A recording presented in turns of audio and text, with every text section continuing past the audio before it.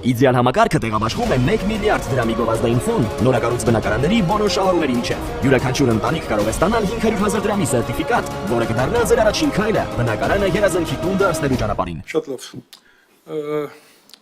Հարգելի գործընկերներ, ես հիմա ձայնը տալիս եմ կառավարության ներկայացուցիչին, պարոն Սարգսյան, դուք բազմաթիվ այստեղ թվեր, եզրակացություններ, եւ ես խնդրում եմ, որպեսզի կառավարության եզրակացությունը մանրամասն ներկայացնեք, որովհետև հարակի ձգուցողը խոսեց քաղաքացիությունից ազատվելու գումարային, սեգմենտի մասին, բայց այս նախաձեռնությունը նաև բանակից ըստ էության փողով ազատվելու նախաձեռնություն է։ Սա 27 տարի լրացածներին չի վերաբերում։ Եվ ես կխնդրեմ, որպես դա պետական քաղաքականության այստեղ կարևոր դրույթների եւ սանության հետ առնչվող խնդիրների մասին է խոսքը, որտեղ ծավալուն եզրակացությունը դրված է Մերաբյանի սեղան եւ բոլորը ունեցել են հնարավորություն ծանոթանալու։ Եվ խնդրում եմ ներկայացրեք կառավարության տեսակետը։ Շնորհակալություն, պարոն Քոչարյան, շնորհակալություն հարգելի գործընկերներ։ Կցանկանամ ես ներկայացնել կառավարության դիրքորոշումը յուրաքանչյուր կետի վերաբերյալ եւ մի քանի նկատառումներ, որոնք կարծում եմ նաև պարոն Սարգսյանին պետք է ուղղորդել, որ ինքը որոշ դրվագներ ավելի հստակ ներկայացնի եւ ներկայացնի։ Մինչ կառավարության տեսակետին անդրադառնալը կցանկանամ պաշտպանության նախարարի եւ իր համաձայնության մասին մի բան ասել, որը շատ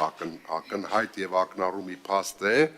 ինչի մասին կասեմ, ուզում եմ ես բոլորին հիշեցնել, որ ծառայության ժամկետի կրճատումը կառավարության 2021-26 ծրագրում արդեն իսկ ներառված էր։ Հետևաբար այդ պայմանավորվածությունների մասին խոսելը, ով ինչ կներկայացնի, դա մի դրույթ էր, որը կառավարությունը արդեն իսկ իր նախընտրական շրջանում ստանձնել էր նման պարտավորություն։ Եվ ներկայացնել, որ պաշտպանության նախարարի հետ մենք քննարկել ենք ու պաշտպանության նախարարը պայմանավորվածություններ է խախտել այս մասով, որոշվել է ինքը բերի, մյուս մասով ես ուղղակի ուզում եմ տեղեկացնել, որ ես 2021 թվականի նոյեմբեր ամսից հանդիսանում եմ գործող պաշտպանության նախարարի տեղակալը եւ որևէ խախտում պայմանավորվածությունների մեր աշխատանքային հարաբերություններում, պարոն Սարգսյան, ես չեմ տեսել եւ կարծում եմ, որ նման կերպով ներկայացնելը ինչ որ չափով նաեւ ցանկալի չէ։ Հաջորդ ինչ վերաբերում է մեր կետերին։ Նախ դուք ներկայացրեցիք, որ մի սահիկաշար, որտեղ նշված էր ձեր զորակոչի թվերի նվազումը, այսպես ներքևի շեմից հաջորդը գալիս էր 2018, հաջորդը 2024։ Ուրախություն մեզ բոլորիս, ցանկանում եմ նշել, որ կատարված փոփոխությունների իրավակարգավորումների արդյունքում 2022-ից 2024 ընկած ժամանակահատվածում 2026 թվականներն ընկած ժամանակահատվածում մեր զորակոչվածների թիվը 22-ի զորակոչի համեմատ աճել է շուրջ 1/4-ով, 25%-ով։ Այսինքն ձեր մտահոգիչ թվերը, եթե մենք այս նույն տեմպով նպատակադրված այս իրավակարգավորումներով աշխատենք եւ լավարկենք, որոցով նաեւ մենք աշխատանքները շարունակում են, մենք ձեր ասած մտահոգիչ պատկերը չենք ունենալու։ Այսինքն մեր կառավարության 2018 թվականի թիվ 404-ն որոշման մեջ կատարված փոփոխությունների արդյունքում նաեւ այդ թվում, որի մասին դուք կառավարությունում, երբ որ մենք կոմիտեում քննարկում էինք, դուք հիշատակեցիք, այսօր խոսք չգնաց, բայց այդ փոփոխությունները եւս նպաստել են, որ մեր զորակոչի թիվը ավելանա։ Այդ փոփոխությունները առաջարկել են մեր մասնագետ բժիշկները, միգուցե դուք քաղաքական միտք եք տվել, բայց կարևոր չէ, թե ով է առաջարկել, կարևոր է, որ կառավարությունը դրական փոփոխություններին դրական արձագանք է տվել, եթե անգամ դուք եք առաջարկել։ Հաջորդը մի փոքր կարող է հռետորական հնչել իմ հարցը, բայց ընդունենք, եթե 3000 մարդ օգտվի գումարի դիմաց բանակից ազատվելու հնարավորությունից։ Սա ձեր ասած զորակոչի ավելանալու խնդիրը չի լուծի։ Իհարկե բյուջե փող կմտնի, բայց դուք ներկայացնում եք, որ զորակոչը նվազել է եւ եկեք գումարով ազատենք։ Սա կլուծի ձեր ասած բյուջե գումար մուտք գործելու խնդիրը, կլուծի նաեւ ինչ որ չափով, եթե արկա են ձեր նշած կոռուպցիոն ռիսկերը, ինչ որ չափով կնվազեցնի այդ ռիսկերը, բայց այդ խնդիրը, որ ձեր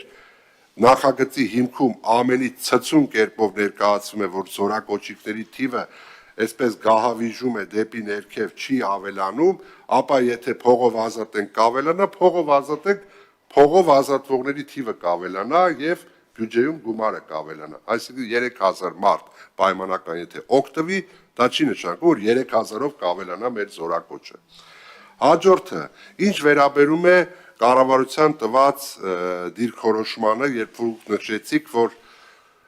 նախորդը դուք բերել եք եւ նույնությամբ այժմ ներկայացնում եք, ուզում եմ տեղեկացնել, որ նախորդ անգամ եւս 2025 թվականի մայիսին կառավարությունը ձեզ խնդրել էր, որպեսզի պետդուրքի փոխարեն կիրառվեր հանրային դրամական պարտավորությունը։ Նախորդ անգամ դուք չէիք ընդունել։ Սակայն դա փաստացի չի իրացվել, ես դա նկատի ունեմ եւ այս անգամ մեր քննարկումներում դուք համաձայնության եկաք այդ հարցով։ Ես ուզում եմ տեղեկացնել, որ 25 թվականի մայիս եւ 26 թվականի ապրիլ այս ժամանակահատվածում տեղի են ունեցել փոփոխություններ, այդ թվում օրենսդրական, 24 ամիս ծառայության ժամկետը սահմանվել է 18 ամիս, արդեն իսկ փոփոխություն է տեղի ունեցել։ Նախորդ տարվա մայիսի համեմատությամբ մինչև այսօր մեր պաշտպան հայրենիաց ծրագրով պայմանագրային զինծառայության անցածների թիվը հատել է 5300-ը, ինչը դրական ցուցանիշ է, եւ մենք ունենք բացարձակապես դրական շարժընթաց այս առումով, ինչը նաեւ նույն կառավարության ծրագրում ներկայացված խնդիրներից մեկի լուծմանը միտված քայլ է, որով մենք պետք է հետզհետե անցում կատարենք պրոֆեսիոնալ բանակին, եւ սա պրոֆեսիոնալ բանակի կորիզն է ըստ էության։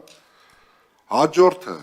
կատարվել է նաև փոփոխություններ 404 որոշման մեջ եւ լավարկվում է օրենսդրությունը եւ այդ իսկ պատճառով կառավարության անունից հանդես եմ գալիս որպես ներկայացուցիչ եւ լիազորված եմ խնդրելու ձեզ, որպեսզի այս նախագիծը դրական եզրակացություն տալուց ձեռնպահ մնաք եւ խնդրում եմ հաշվի առնել այս խնդիրները, այսինքն գումարով ազատում, մյուս տարիքային շեմի բարձրացում եւ այդ մյուս առանձին ներկայացված դրույթներով մենք ունեցել ենք շատ այսպես բովանդակային քննարկում, մենք մեր մտահոգությունները նույնպես ներկայացրել ենք կառավարության նախարարական կոմիտեի ընթացքում եւ այժմ եւս խնդրում ենք ձեռնպահ մնալ սույն նախագծին դրական եզրակացություն տալուց։